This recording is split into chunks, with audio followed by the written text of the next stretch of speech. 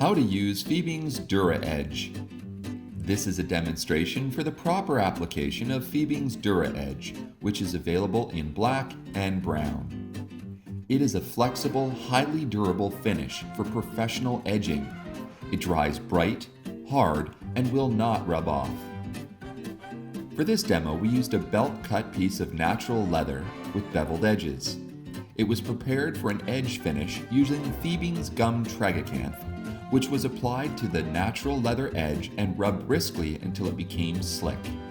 Once slick and lint-free, it is ideal to apply Dura Edge.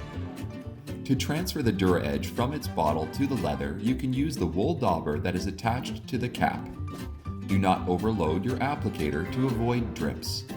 Apply one coat of the Dura Edge along the edge of the leather piece in a slow, smooth motion. Use long, even strokes.